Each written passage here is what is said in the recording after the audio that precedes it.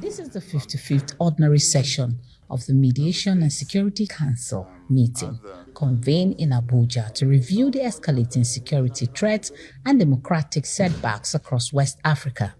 Meeting amid ongoing political and diplomatic crisis, the ECOWAS president raises alarm over the resurgence of coups and election-related instability, noting that insecurity continues to erode democratic institutions across the region.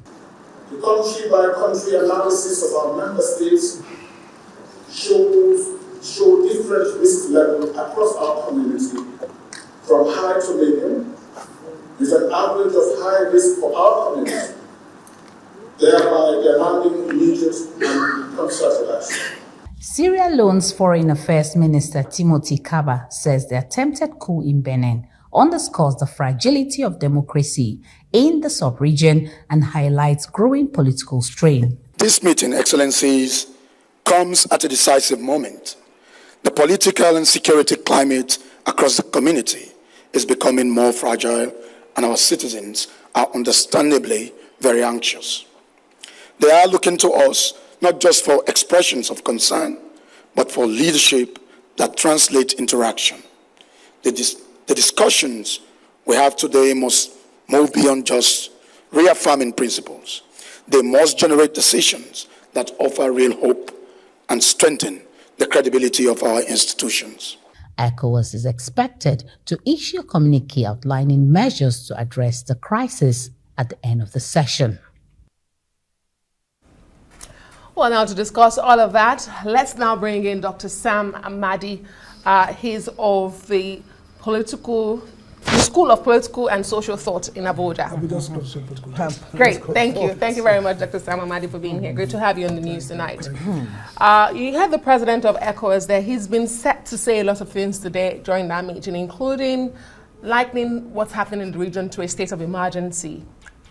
He also said elections have become a trigger for destabilization in the country, and that jumped at me because elections are supposed to be the stabilizer, but now he's saying they are the trigger for destabilizing the region, citing what happened in Guinea-Bissau when election results were just about to be announced, and of course in Benin Republic, 4 months away from a presidential election and the end of the tenure of the president. Why is election becoming a trigger? I think, thanks for having me. The point of ECOWAS, the parliament, has been perhaps the only very sane, in my view, intelligent voice since this coup or coup attempt.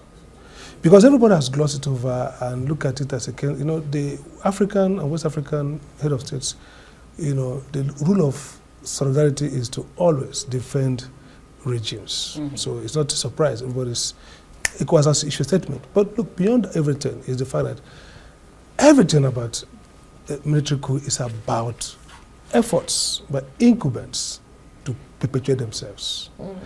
Either by rigging the rules to extend fourth tenure, third tenure, either by making it impossible for opposition to present competitive election, or either by capturing state institutions, especially the election management body, the judiciary, so that there's just no way but for people to resort to extra constitutional solutions. So the first lesson and what this coup teaches us, and there could be many coming. Look, if you don't change the conditions that trigger them, and that's what the parliament is saying, the only problem is that the ECOWAS has very strong and robust frameworks, covenant, protocols, but they hang in the air.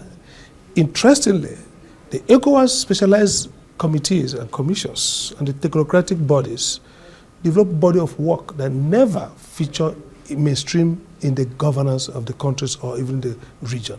So you're going to see this beautiful language not resonate with the heads of states who are going to make the critical decisions of whether to bomb or not to bomb or to fight. So here we are, the most economically backward region in per capita or even in any other economic constitution, the most fragile and dangerously so, the most conflicted in every measure. Right. So the question then is, why are we not thinking deeply about the fact that leadership failure is actually the real cause of this?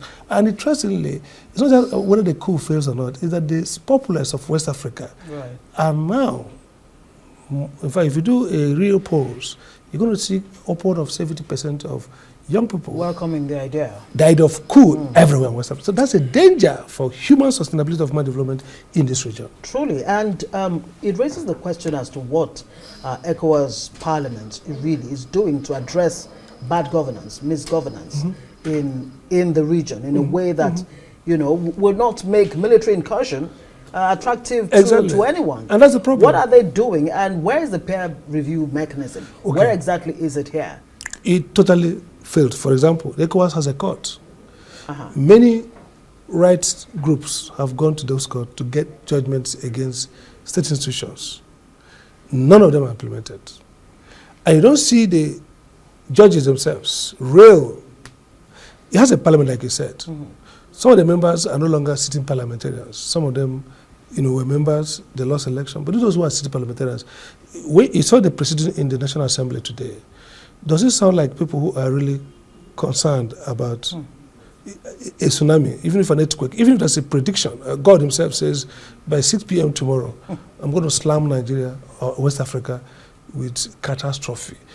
It doesn't look like the National Assembly you saw would even spend 20 minutes to debate. Look at a typical case. The president sends you a communication which should trigger discussion, because not only about approving, you dimension the risk. This is a deliberative body. So when I said last night, I think, when I said it's a dead assembly, it looked like we're always crying. You can't even have the patience to say, let's hear a senator. Let's discuss it. So this is where we are today. The ramifications and the implications. We are in we're in a place that leadership in West Africa is trapped in self-serving. They're just like people watching themselves in a mirror.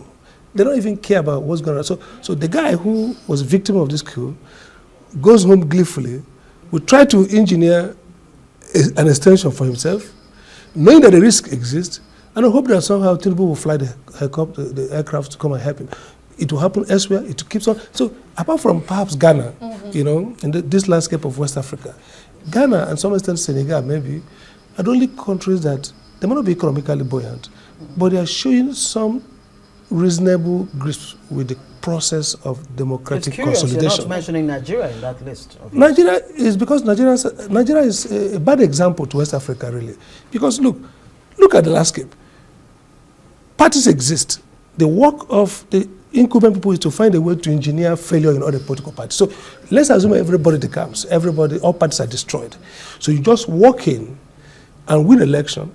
The courts don't even feel like they have any commitment to justice.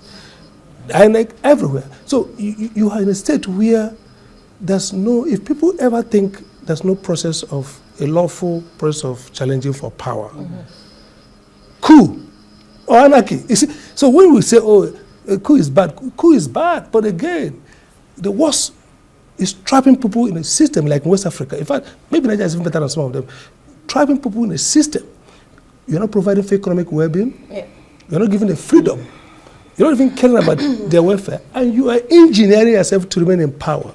It's terrible. But the prediction is that West Africa will continue to, I don't say way out, poverty compounding conflict compounding bad governance. So it's perhaps in the next decade, West Africa will be in ruins. It's a potpourri of issues. President Talon has about 4 more months in office, and the way to see if he perpetuates himself in office. He's been in office since 2016, and 2-year term of a 5-year ends next year. But let's see what happens. Let's come back to what the ECOWAS Parliament has said today. Apart from those potpourri you mentioned, they also talked about geopolitical pressures. And I mean, if you look at from coastal states to the Sahel, insecurity is also a major challenge. Absolutely. Which they also mentioned. Absolutely. How much of this instability in politics and democracy is tied to insecurity and geopolitical pressure? A lot. Okay, look, the world is changing. We now have a new world of geopolitics. Maybe the US is still the polar power in terms of military strength, but China is upcoming, Russia is struggling France is getting weaker. But look at the point. If you look at the U.S. new security proposition, they begin to rank differently the threats. They'll say, okay, they want to go back to the Morovia doctrine of looking at the Western Hemisphere. The question for ECOWAS is, with the Sahel, the terrorism, with all the influx of small arms, how are they thinking about stronger borders, legitimate governance? Because ultimately, the containment for this virus of terrorism and to Sahel and East neighboring and Gulf of Guinea threats is that you have government that puts the people together to be the first protection. So the terrorists find West Africa hospitable because it's like ungoverned territory. Apart from leaders in government houses in these countries, they're not even in touch. Take for example Nigeria, perhaps better than the rest of them, but still, you see, large patches of ungoverned territory. Ungoverned because governance is not at a local level. If you if you go to Niger State, for example, a large swath of land, you ask yourself, some places you don't even think that government exists. Absolutely. You don't even see the policing power of the state. So if you run that kind of continent or subcontinent, and you face these threats, and you don't have a major economic or military power that could take on the border like America could do for the hemisphere, then it calls for responsible governance. Because and that has been reiterated over and over. That's the problem. So over and over again. But would you say, in the face of it, is West Africa at war? Is that what we're dealing with here? Or is it a case of, copycat situation where, okay, a coup has succeeded in country A, we can try it in B, because also it has worked in country C. Is it... it's both. Look at governance. What exactly? Look at how coups started in Africa, even West Africa. With Ghana, independence was a virus, coup was viral. Yes. Then democracy became viral, the third wave. It's about the Republic, the National Conference, so everybody became. It looks like that's a virus, but it can be stopped. How do we There's do a new that? virus. So to stop it is a sense in which Nigeria is always the big brother and the big regret. If we get our acts together, we can inspire a new wave of democratization and trust in democracy. If 2027 Nigeria conducts free and fair election, no matter who wins, and establishes the foundations of accountable governance, it spills over. It's like a knock-on effect. They now begin to emulate. The problem is that Ghana has shown a good, but Ghana is small in context, in terms of population, resources, influence. So the big guy in the room who should kind of stop this rollback and create resilience for democracy is Nigeria. But if Nigeria is putting every feet wrong, and that's the point. So I think that West Africa is in a terrible crisis. There's a virus of military coup. It looks like every day you see people, but it's not fate. It can be reversed. But the reversal starts from Nigeria, just like the way Nigeria moved head of the coup. Nigeria could head in a vicious circle of real democracy, accountable, responsible. Well, this virus doesn't need vaccines, it needs humans to do the right things, particularly those in government. Thank you so much, Dr. Sam Amadi, Director, Abuja School of Social and Political Thought.